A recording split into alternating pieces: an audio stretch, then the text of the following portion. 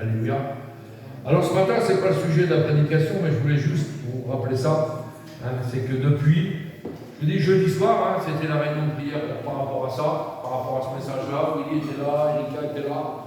On a bien compris ces 10 points que j'ai pris, où l'ennemi était rat à plat, vaincu, il n'y avait pas de problème. Et pourtant, eh bien depuis jeudi dans la nuit, ça ne va pas arrêter. Coup de téléphone, ceci, cela. Vendredi, il a compliqué, la journée de travail très compliquée. Ah, il y a des gens qui viennent. Ah, il rôde comme un lion rugissant, cherchant qui va dévorer. Mais je ne suis pas comestible pour lui. Parce que celui qui vit en moi est plus fort que celui qui vit à l'extérieur. Alors il peut toujours se faire les crocs sur quelqu'un d'autre, mais pas sur moi.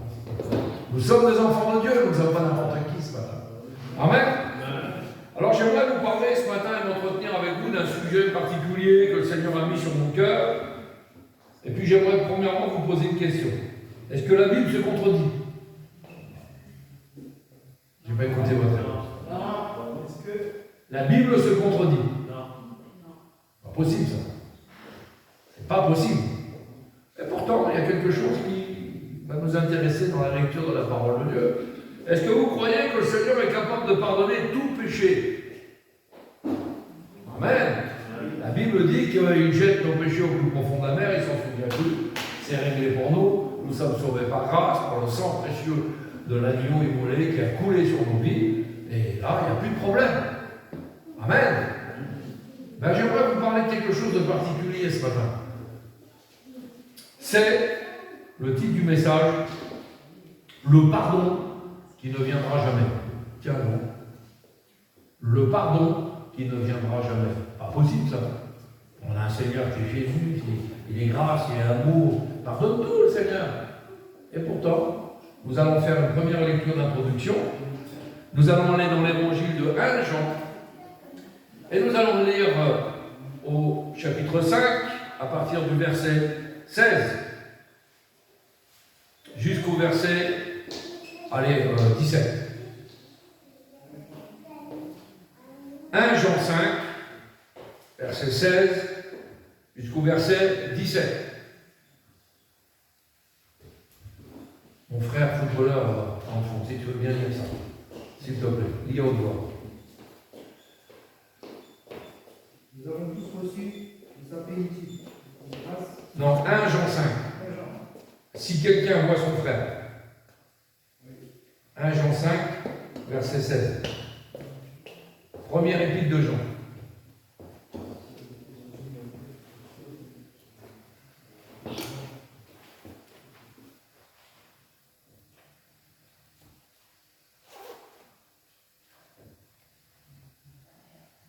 Pourquoi les Juifs? 1 Jean 5, si quelqu'un voit son frère commettre un péché. Première épître de Jean. Après, tu as le second épître de Jean, et après, tu as le livre de Jude et l'Apocalypse.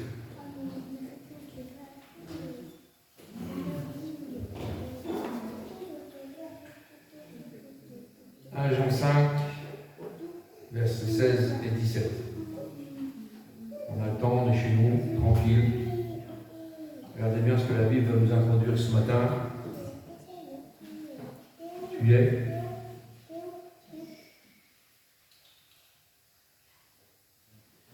Jean 5, verset 16. Vas-y. Si quelqu'un voit son frère commettre un péché qui mène point à la mort, qu'il prie et Dieu donnera la vie à ce frère.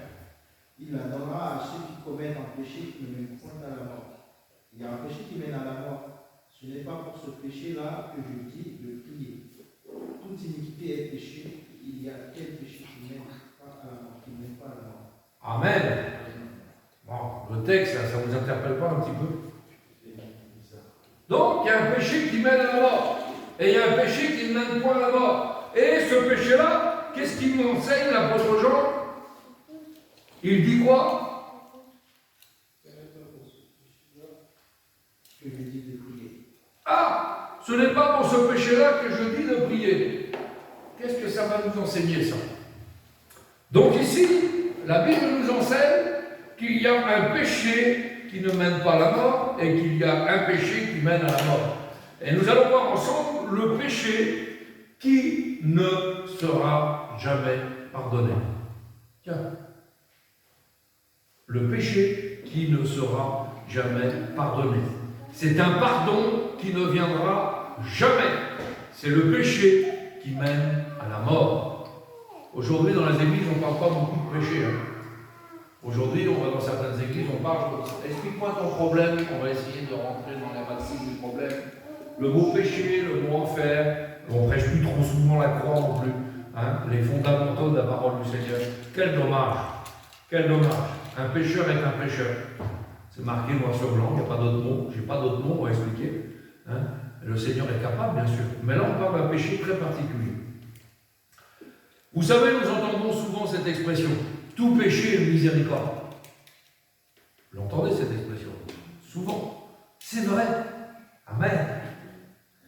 Et nous allons le voir. Mais il existe un certain péché. Et la Bible dit que ce n'est pas pour ce péché que nous devons prier. Cela veut dire que cela ne sert absolument à rien de prier, de prêcher pour ce genre de péché que je vais maintenant vous enseigner. Il y a un péché qui mène à la mort. Cela veut dire à l'enfer éternel, à la mort éternelle. Et ce n'est pas pour ce péché-là que je dis de prier. La Bible est très claire. C'est l'apôtre Jean qui nous enseigne cela. Vous savez, aujourd'hui, le péché, on n'en parle quasiment pas, quasiment peu. C'est très très peu dans certaines assemblées. C'est comme ça. Le mot même péché qui veut dire manquer le but, c'est ça que ça veut dire le péché. C'est manquer le but. C'est dommage de manquer le but. Le but pour nous, c'est le ciel. Même. Le mot péché, ça veut dire manquer le but dans l'étymologie. Donc c'est ça que ça veut dire. Les païens même ont déclaré que le péché n'existe même plus aujourd'hui. Nous savons que le monde est sous l'emprise du péché. On joue aujourd'hui avec ce mot-là, alors que ce mot-là est mortel. Le péché est une sorte de germe en expansion. C'est un germe vivant. C'est un virus, celui-là. Et pire que le Covid, c'est un vrai virus, le péché. C'est un virus mortel, c'est un venin mortel. C'est une métastase qui entre dans un corps, qui entre dans un cœur, qui rentre dans un esprit, une sorte de cancer spirituel. C'est le péché, ça. On ne joue pas avec le péché. On ne flirte pas avec le péché. On ne laisse pas le péché nous approcher. Vous savez, certains prédicateurs aujourd'hui qui parlent avec légèreté du péché, ou sans souci du péché, eh bien ces gens-là, il faut quelque chose de terrible, ils font un travail terrible, ils sont en train d'envoyer le pécheur à la perdition. Et nous ne voulons pas envoyer un pécheur à la perdition. Qu'est-ce que cela fait de parler avec frivolité du péché? Ah, c'est pas grave, mon frère, ça vient, une petite cigarette, un petit truc, un petit pas de dents, t'as pris une cuite, c'est pas grave. Ah, souvent, moi j'ai vu des enseignements comme ça, ah oui, d'accord. Cela veut dire qu'on parle avec frivolité du péché. Eh bien, cela place cette personne à laquelle vous parlez directement du côté de Satan. Cette personne est placée à côté du diable, du séducteur. Et on sait que le diable est tout content que l'on ne parle plus du péché et qu'on se moque du mot péché. N'oubliez jamais, bien-aimés du Seigneur, n'oubliez jamais que c'est la raison pour laquelle le Sauveur du monde est mort sur la croix, à cause du péché, à cause de mon péché, à cause de ton péché, à cause du péché entier de l'humanité. C'est pas marqué, mais je le dis quand même, c'est à ce moment-là que son père détourne les regards de son fils à la croix. Vous savez pourquoi? Parce qu'à ce moment-là précis, il ne voit pas son fils à la croix. Il voit le péché de l'humanité entière, la pourriture du péché de l'humanité entière, la puanteur du péché de l'humanité entière à la croix. Et la Bible dit que Dieu ne coagit pas avec le péché. Donc il est obligé de détourner les regards à cet instant-là. Donc, je dois prendre très au sérieux cet élément appelé péché. Rappelons-nous, Satan, comme un séducteur, se glisse comme un serpent dans la pensée des gens. Et il déclare encore aujourd'hui, vous savez, vous pouvez pécher. Nous sommes sous la grâce. Il y a même aujourd'hui, dans certaines assemblées, l'évangile de l'hypergrâce. Ça n'existe pas. Vous pouvez chercher, ça n'existe pas. Bon, on peut pécher un peu la semaine, on demandera pardon au Seigneur le dimanche, c'est bon. Le Seigneur est miséricorde. Ah, ok. Ah, c'est pas mal ça. Donc tu peux voler la dame, tu peux taper la dame, tu peux faire tout ce que tu veux dans la semaine, et puis le dimanche, pardon Seigneur. Les gentils. L'hypergrâce. Il faut être équilibré dans la foi, bien aimé du Seigneur. Donc je prends tous très au sérieux cet élément appelé le péché. Oui, Satan est venu et il déclare encore aujourd'hui, vous pouvez pécher, vous pouvez désobéir à Dieu, vous ne mourrez pas. Ça vous rappelle quoi ça? Genèse 3. C'est exactement la même situation. Il l'a déjà dit à Ève et il le redit aujourd'hui à des milliers de chrétiens qui pêchent, qui sont frivoles, qui sont légers, qui changent la maison de Dieu en caverne de voleurs et de brigands. Vous ne mourrez pas. Le diable connaît la vérité et il savait très bien que Ève, en désobéissant, mourrait parce que Dieu ne peut pas aller contre la parole qu'il a déclarée. Dieu ne peut pas aller contre la parole qu'il a déclarée. Il a dit, le jour où vous me désobéirez, vous mourrez. Dieu a-t-il réellement dit? Le diable vient toujours mettre le doute sur la parole de Dieu. Doute par rapport à l'écriture. Le mot doute en grec, c'est le mot distazo, ça veut dire abandonner. C'est ça qu'il veut nous faire abandonner. Dieu a-t-il réellement dit? Le diable veut toujours mettre le doute sur la parole de Dieu. Doute par rapport à l'écriture. J'ai parlé avec certains chrétiens, je parle à des chrétiens ce matin. La Bible est, on m'a dit, oh, tu sais, la Bible est un bon livre, hein, mais il y a des mythes et des légendes dans la Bible. Vous vous rendez compte? Il y a des mythes, il y a des légendes. Hein. Le doute par rapport à l'écriture. Ils contredisent la parole de Dieu. Et dire que ceux qui viennent est avec un ciseau pour enlever tel ou tel verset ou chapitre, ou ceux qui rajoutent, cela vient du diable, et c'est l'œuvre du diable. La Bible est claire. On ne rajoute pas un iota, on ne retranche pas un iota. Celui qui fait ça, qu'il soit anathème, maudit, dit la parole du Seigneur. Bien aimé du Seigneur, le péché ronge, le péché est un cancer, et le pire, c'est que cette infection irrémédiable, cette pollution de l'esprit, cette condamnation mène à la mort. Mène à la mort. Vous savez, aujourd'hui, je vais dans différentes situations et puis je vois des jeunes aussi. Vous savez, le taux de mortalité chez les jeunes, chez les ados, aujourd'hui, avant, il y a encore 2 ans en arrière, c'était les accidents domestiques. Aujourd'hui, le taux de mortalité de la jeunesse et de l'adolescence, c'est le suicide. Il y a un mal-être dans la jeunesse qui est incroyable. Première cause de mortalité chez un jeune, le suicide. À 14 ans, à 15 ans, à 16 ans, à 17 ans, on est adolescent. On est jeune fille, jeune garçon. On en a déjà marre. À 15 ans. À 15 ans. Vous imaginez un petit peu le suicide. Il y a des gens qui disent, je veux mourir. Je veux me suicider et après j'aurai plus de problème. Je respirerai. Ah, d'accord. Ils ne savent pas que même la mort n'apporte aucun soulagement et que le pire est devant eux et que le meilleur est maintenant derrière eux pour toute l'éternité. Rappelons que Jésus a dit qu'il y a une résurrection pour la gloire, mais il y a une résurrection pour le jugement, pour la condamnation. Et il y a toujours le dernier mensonge à dire. Ça. Vous savez, c'est arrivé cette histoire-là dans une église. Si vous lisez votre Bible, vous êtes assidus. C'est arrivé dans une église à un couple qui a dit un mensonge au pasteur. Et le pasteur, à l'époque, s'appelait l'apôtre Pierre. Ananias et Saphira, vous connaissez cette histoire par cœur, ont entendu le pasteur leur dire « Comment se fait-il que Satan a rempli ton cœur au point de mentir au Saint-Esprit ?» Ça a été leur dernier mensonge. Dernier mensonge.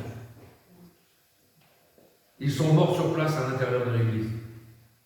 Et quand vous relisez l'histoire, le groupe de jeunesse a amené le mari, quelques instants plus tard, c'est la femme qui arrive, son épouse.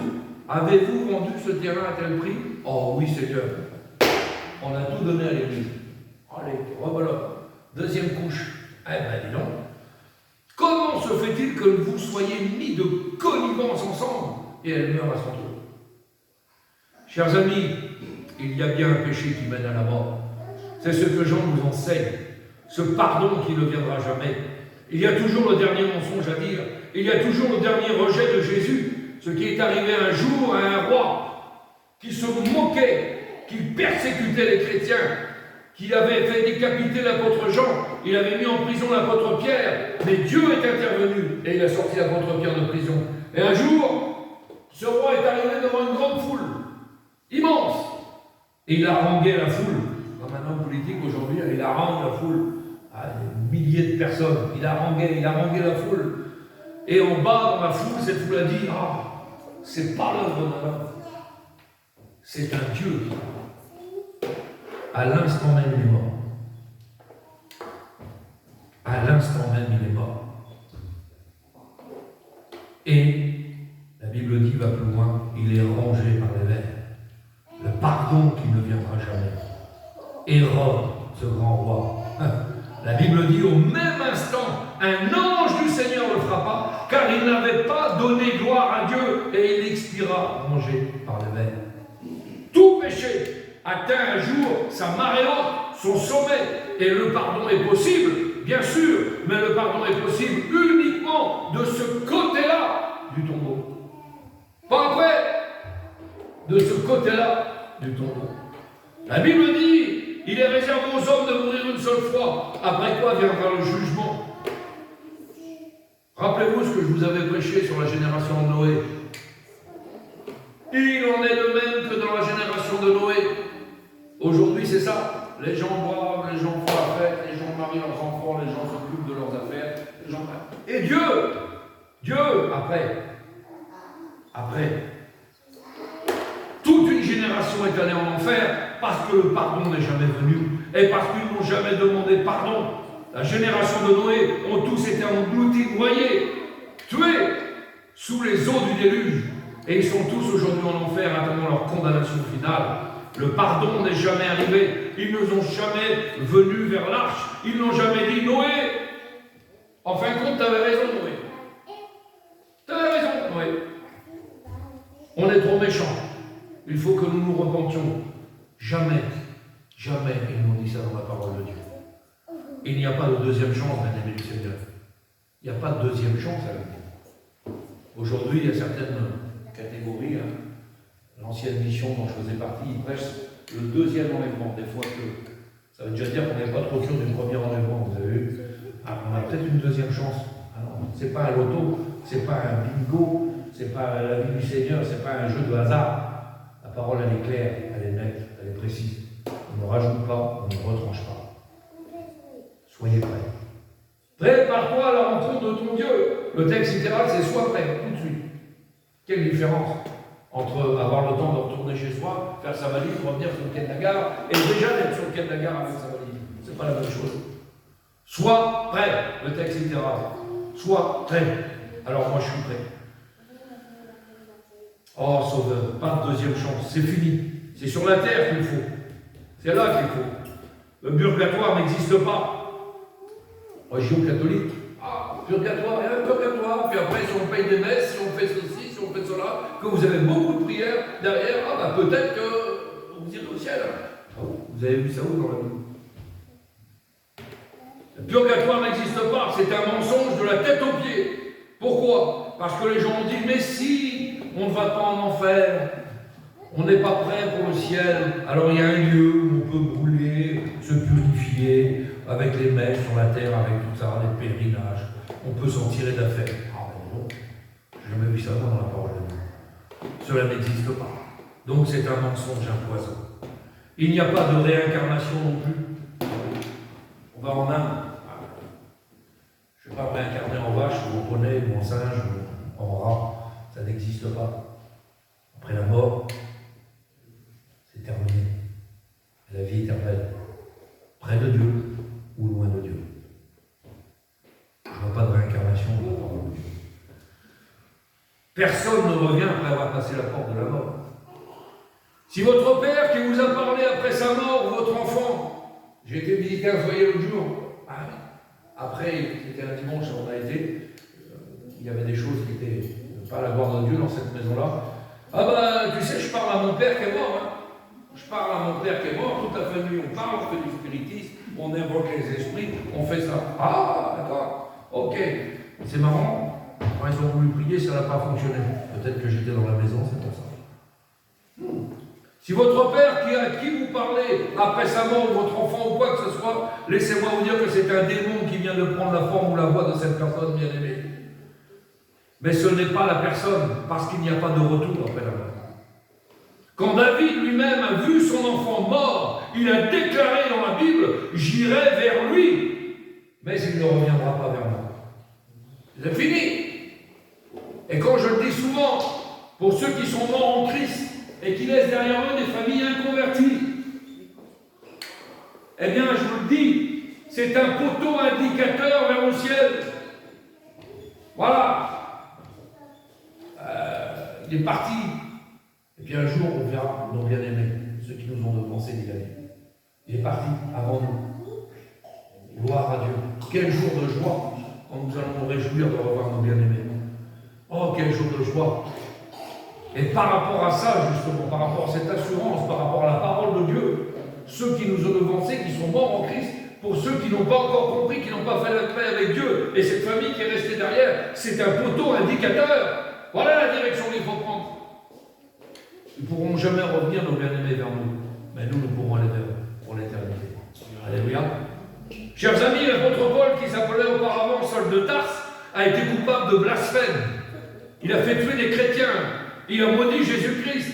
C'est terrible ce qu'il a fait. Au nom de la religion. Il croyait servir Dieu. Combien aujourd'hui de religions croient servir Dieu et font le contraire? Il croyait servir Dieu. C'est terrible ce qu'il a fait. Cependant, il a été pardonné et il a écrit à Timothée, j'étais auparavant un blasphémateur, un persécuteur, un homme violent, mais j'ai obtenu miséricorde car j'agissais par ignorance dans l'incrédulité et la grâce de notre Seigneur a surabondé avec la foi et la charité qui est en Jésus-Christ. Quel privilège!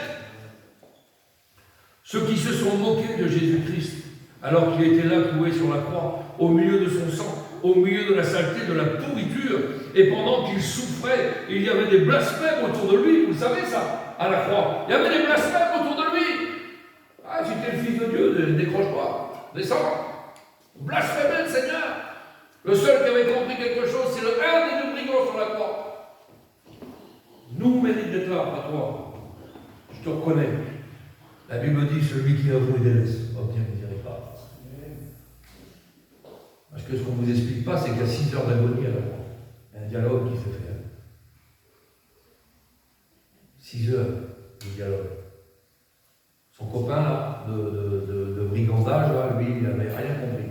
Mais l'autre, il avait tout compris. Il a dit, en me disant ça, il dit, je vois que tu es le Fils de Dieu.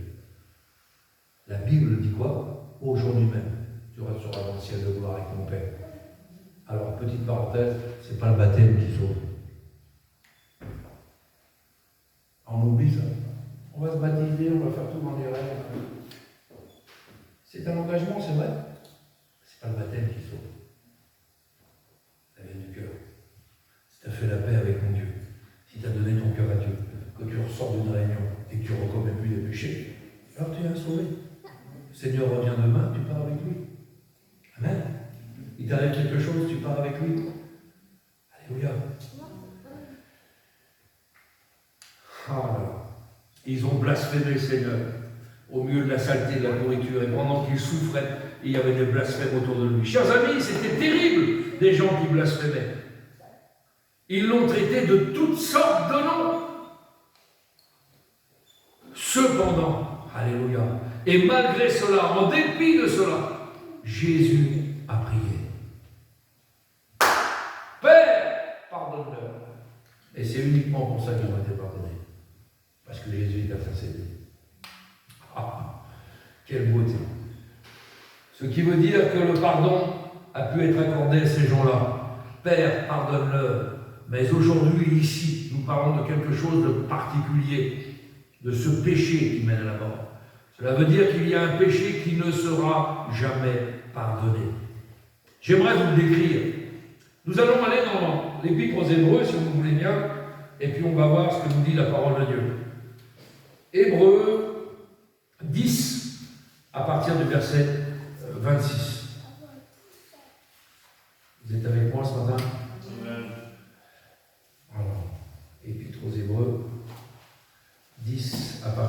verset 26. Jusqu'au verset 31. Vous prenez quel texte? Sentez-vous libre.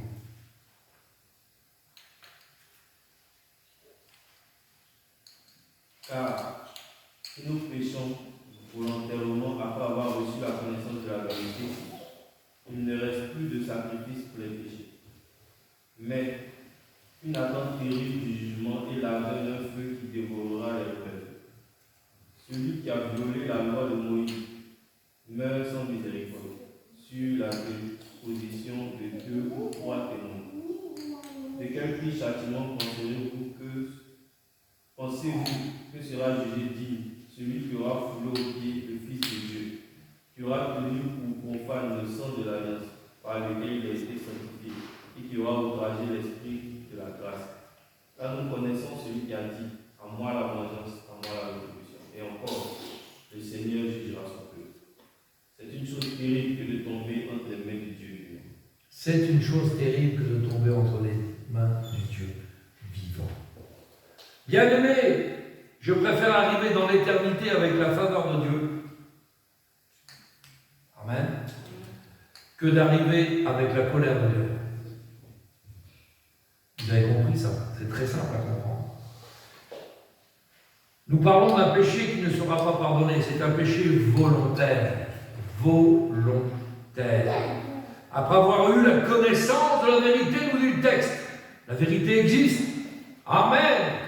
J'avais apporté un enseignement, prêcher toute la vérité sans rien cacher, dit l'apôtre Paul. Sans rien cacher. Nous devons combattre aujourd'hui pour la vérité. Cette vérité biblique, cette vérité de l'Évangile qui est mise à mal aujourd'hui. Pourquoi? Parce que certains diluent les Écritures, certains rallongent les textes, certains enlèvent les textes, certains retranchent les textes.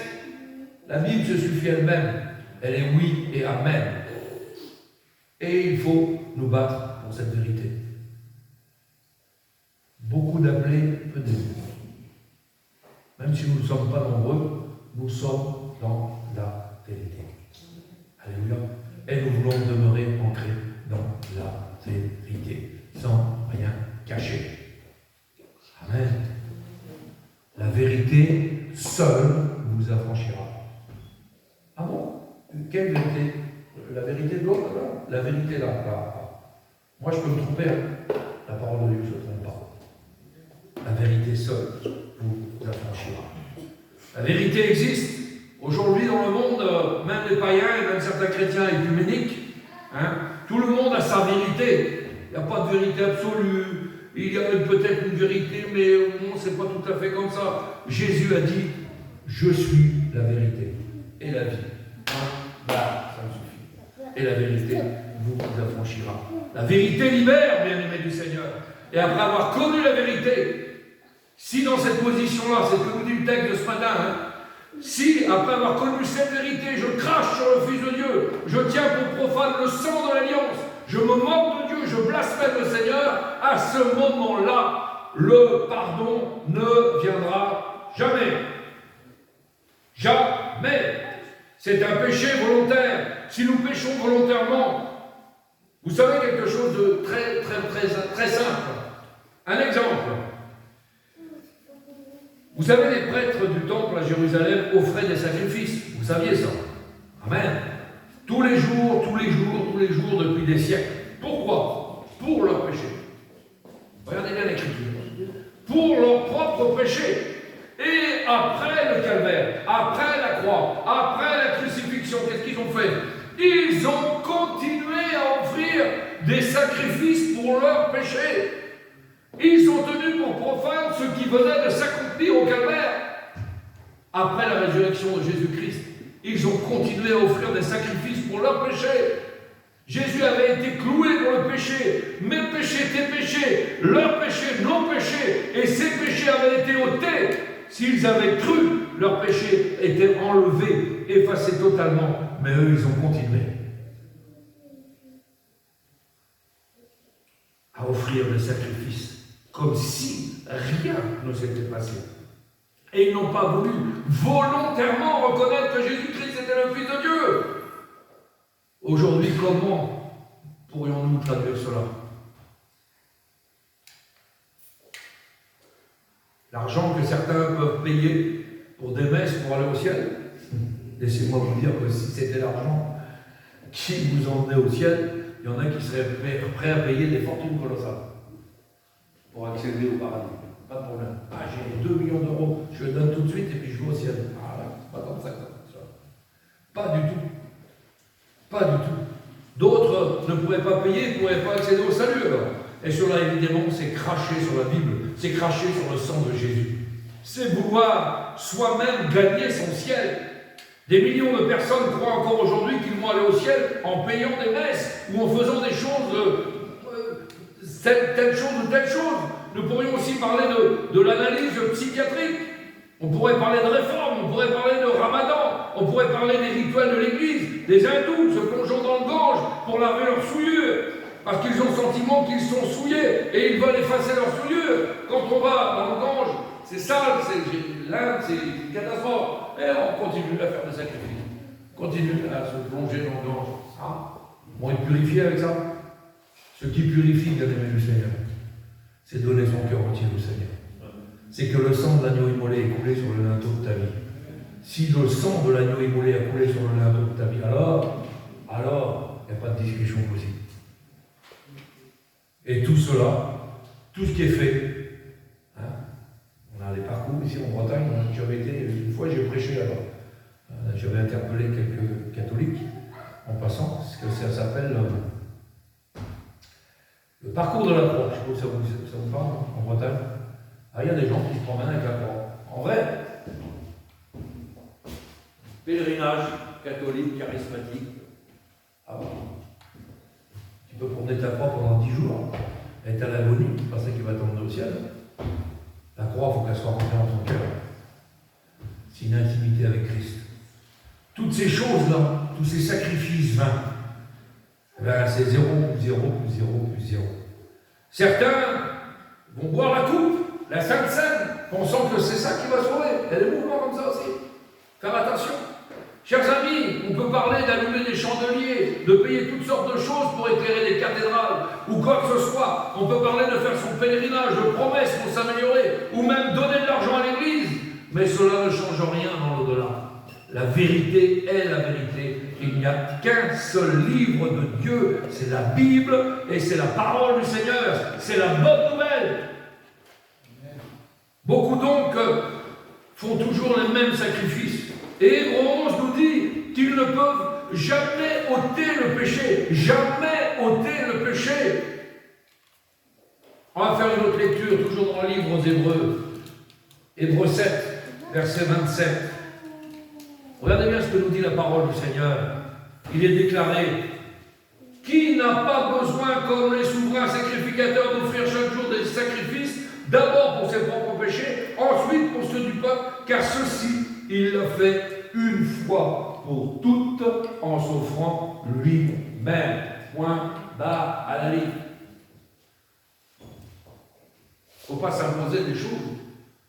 Il l'a fait lui-même, s'offrant lui-même à la croix. Alléluia. Sacrifice parfait. L'agneau immolé. L'agneau innocent qui a été emmené à l'abattoir pour chacun d'entre nous. Rien que ça, c'est tout dit déjà. Vous savez, j'adore, j'avais vu ça et j'arrive pas à la retrouver. J'avais vu une publicité au Texas pour une église évangélique. Ils ont des moyens autres que nous. Hein. Et ils avaient fait une publicité extraordinaire. Cette publicité m'a toujours marqué. Je l'ai vu 2-3 fois sur Internet. Ils avaient repris le film La Ligne Verte, je ne sais pas si vous avez déjà vu. John Coffey, vous voyez qui c'est, hein? Et ce film-là, c'était quelqu'un qui était représenté dans le couloir de la mort. D'accord? Et c'était un vrai condamné. Ils avaient pris un exemple d'un vrai condamné. Et bien sûr, ce monsieur, quand on voit déjà, on voit qu'il a un visage compliqué. Hein? Il faisait partie d'un gang, il faisait partie de plein de choses. Et là, il n'y a pas de son sur la vidéo. Il y a juste un texte qui défile. Et quand on vient le chercher pour l'exécution sur la chaise électrique, quand on vient le chercher pour cette exécution, alors on voit tout le palmarès du monsieur qui s'affiche. Imaginez tout ce que vous pouvez imaginer. Des meurtres d'enfants, etc. et tout. Impardonnable. pour nous, très compliqué à parler. Très compliqué. Il mérite la chaise électrique. Pas de problème. Et on voit ce film qui l'emmène jusqu'à la chaise électrique. On voit comme dans le film, donc la ligne verte, ça s'appelle la ligne verte, comme dans ce film-là. On voit eh bien, la main sur les boutons, les matons qui sont là, bim bam bam. Il est enclenché, il est mis, il est ficelé, on lui met ça sur la tête, etc. Et au moment qu'on met la poignée comme ça, il y a l'aiguille, tac, tac, tac, la pendule, tout. C'est une publicité, hein. Vous avez bien compris. Et là, au moment qu'on va enclencher la poignée, la caméra revient sur la chaise électrique et c'est Jésus qui est assis. Il a pris mon péché, il a venu, Seigneur. Nous ne méritions rien. Il a pris ma place. J'aurais dû être à la croix, moi. Tu aurais dû être à la croix. Chacun d'entre nous devait être sur une croix. Mais c'est lui qui a pris ma place. Dieu nous aime. Il a donné sa propre vie pour que nous ayons ce privilège aujourd'hui d'être rassemblés ici. Quel privilège de pouvoir être là ce matin. Je ne sais pas si on imagine dans notre dimension, la dimension que ça va prendre dans notre esprit, de pouvoir être là. On a le droit de le louer, de l'adorer aujourd'hui parce qu'un jour il a pris ma place à la croix. Oh Seigneur, comment je suis misérable devant toi. Comment je suis petit devant toi ce matin. Mais tu as pris notre place pour que nous ayons ce privilège de te louer et d'adorer. Et on reste la bouche fermée devant un si grand Dieu. Quel dommage. Seigneur, tu es merveilleux.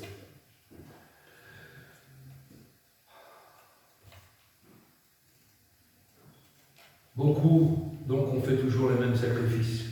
Et Hébreux 11 nous dit qu'ils ne peuvent pas jamais ôter le péché. Jamais. Dans Hébreux 7, verset 27, il est déclaré, nous l'avons vu. Ne touchons pas une fois pour toutes au sacrifice à la croix du calvaire. Tout est accompli. Mon frère, il a le maillot, c'est écrit là. Regardez, Johan, tout est accompli. Et nous, dans nos choses qu'on fait, des fois, on veut remettre le Seigneur à la croix. C'est exactement ça. Hein. On veut recrucifier Jésus. Ah, tout est accompli. Alléluia. On n'a plus rien à faire, à part le louer, l'adorer, être dans son service, être humilié devant sa face. En grec, quel était Jésus dit tout est accompli, tout est payé, tout est acheté. Je ne peux rien faire sinon que de croire. C'est tout ce qu'on nous demande, de croire. Et Dieu n'a jamais eu l'intention qu'il y ait un autre agneau immolé sur l'autel des Juifs. Pourquoi? Parce que Jésus était l'agneau de Dieu. Et Dieu lui-même est venu à Golgotha et il a apporté son agneau. Il l'a tué pour moi et pour toi ce matin. À partir de là, plus besoin d'aucun agneau, d'aucun sacrifice. Et la Bible dit, un seul sacrifice accomplit toutes les promesses. Un seul sacrifice accomplit toutes les promesses. Hébreux 10, verset 12, Hébreux 14, Hébreux 25, verset 26. Quand ce sacrifice a eu lieu une fois pour toutes, le voile du temple, alors à ce moment-là, s'est déchiré de haut en bas. Nous avons un accès à Dieu le Père, le lieu très saint pour ce sacrifice. Et ceux qui continuent à croire qu'il faut faire des sacrifices sont en train de vouloir recoudre le rideau. Le voile s'est déchiré. Est-ce que vous voulez le remettre? On va raccommoder le voile, on va fermer ça. On ne veut plus avoir accès à Dieu. Non! Le voile s'est déchiré. Alléluia. Et ceux-là se retrouveront sans aucun pardon. Bien-aimés du Seigneur. Voilà le pardon qui ne viendra jamais. Aucune rémission pour cette action-là. Il ne reste plus de sacrifice pour les péchés. Jean-Baptiste avait déclaré en pointant son doigt, voici l'agneau de Dieu qui ôte le péché du monde. Quel privilège! Il y a un seul médiateur entre Dieu et les hommes, c'est Jésus de Nazareth. C'est pas le pape. C'est pas Mahomet, c'est pas Krishna. Le seul intermédiaire entre Dieu et les hommes, c'est Jésus de Nazareth. Il n'y en a pas d'autre. Et vous savez pourquoi il n'y en a pas d'autre? Parce qu'on a un Dieu qui est vivant. Alléluia. Le troisième jour, il est ressuscité. Vous allez voir, hein, il y a le tombeau de Mahomet, il y a le tombeau, ils sont encore dedans là. Je vous rassure. Le nôtre, il n'y a plus personne. Alléluia. Et il n'est pas feignant, hein, c'est pas ça qu'on va dire. Il est parti nous préparer une place. Pour que là où je suis, vous y soyez aussi. Alléluia. Oh Seigneur, quel grand Dieu nous avons. L'apôtre Pierre, en prêchant le jour de la Pentecôte, a dit un seul nous a été donné, et c'est Jésus. Un seul nous a été donné, et c'est Jésus. Hébreux 10, verset 26, reste là, même si certains ne sont pas d'accord avec moi, et je prêche volontairement, il ne reste plus de sacrifice pour les péchés. Il ne reste plus de sacrifice pour les péchés. Jésus a dit, si vous ne croyez pas qui je suis, vous périrez tous également. Voilà le pardon qui ne viendra jamais. Bien-aimés du Seigneur, si une fois que nous avons trouvé la vérité, compris la vérité, marché dans la vérité, et que nous nous détournons de notre vérité pour faire des choses qui ne sont pas dans la loi de Dieu. Je suis chrétien, baptisé, engagé dans une église, mettez ce que vous voulez. Je suis fidèle, avec des hauts, des bas, mais je suis fidèle quand même. Je prie, ok? Arrive à la fin d'année, la déclaration d'impôt. 0. Je n'ai pas travaillé cette année. Vous êtes dans le cas de figure-là. Il faudrait que je fasse un petit arnaque pour pouvoir gagner un peu plus de sous. L'amour de l'argent est rentré. Mon Dieu, argent, alors là, c'est compliqué. 0. Vous allez ailleurs, et puis vous chicanez avec quelqu'un, vous rentrez dans des choses problématiques. 0. Pourquoi? Parce que vous connaissiez la vérité. Vous étiez dans la vérité. Vous avez été affranchis par la vérité. Et vous vous êtes détourné de la vérité. Faisons bien attention. Je ne parle pas de perfection. Moi qui vous prêche, je ne suis pas parfait, loin de là. Vous avez bien compris ce que je veux dire. Mais néanmoins, nous devons aspirer aux choses les meilleures. Il est bon de reconnaître son état de pécheur. Il est bon de reconnaître qu'on n'est pas à l'auteur. Il est bon de reconnaître devant Dieu que c'est compliqué. Seigneur, aime-moi. Tu vois, là, je suis ici. C'est compliqué. Là, je suis prêt presque à tomber. La Bible dit, il est permis à un homme de mettre un genou à terre, mais de ne pas rester à terre. Les problèmes de la vie font que, des fois, on ne peut pas toujours faire ce qu'on veut. On a des réactions bizarres. Cette chair de misère là, qui est ensevelie là, par les eaux du baptême, des fois, les bonnes nageuses elles remontent à la surface très vite. Là, vous leur pilez sur le pied. Non. Ah bon? Compliqué. Langage. On a été affranchis. On a été affranchis par Christ. On a reçu la vérité en nous. Ne détournons pas de la vérité. Si nous nous détournons de la vérité en ayant reçu ça, vous avez vu le texte d'introduction? Alors, nous sommes des pécheurs volontaires. On ne joue pas avec Christ. Je ne peux pas faire ce que je veux avec Christ. Si vous faites ça et que vous vivez dans le mensonge, si vous faites ça mais que votre foyer n'est pas la gloire de Dieu, on est chrétien. Ok. Mais on ne peut pas se marier légitime, on veut vivre comme ça parce qu'il y a l'esprit de cupidité derrière. Madame va toucher tant, moi je vais toucher tant, et puis c'est très bien comme ça. Je vis ma vie patachon. Vous n'allez pas être foudroyé tout de suite. Mais néanmoins, quand vous allez passer au jugement, je ne sais pas ce que vous allez pouvoir aborder. Comprenez? Il y a des règles à tenir avec Christ. Le Seigneur est aux commandes de toutes choses. Alléluia. Je ne veux pas aller plus loin. Je m'arrête là. J'ai plein de choses à vous dire sur le pardon qui viendra jamais. Mais néanmoins, aujourd'hui, nous sommes encore sous la grâce et nous avons cette possibilité de demander pardon à Dieu. Je ne suis pas à la hauteur ce matin. Pas grave. Seigneur, je te demande pardon. Mais je veux reconnaître vraiment, vraiment. Des choses simples. Prenez la Sainte Seine. Les gens qui prennent la Sainte Seine sans discerner. Si on lit le passage de la Sainte Seine, on va le lire tout à l'heure, Yohann va vous le dire, vous allez voir ce qui est marqué. Si on va jusqu'au bout du passage de la Sainte Seine, c'est pourquoi parmi vous, il y a beaucoup d'infirmes, il y a des morts. Pourquoi? Parce qu'on prend la Sainte Seine dans une église ensemble, lui est là, on ne se parle pas, mais on prend la Sainte Seine. Ah bon? Vous ne parlez pas dans... Ah non, on ne peut même pas se voir en peinture, pas du tout alors. À celui-là, je vais te voir.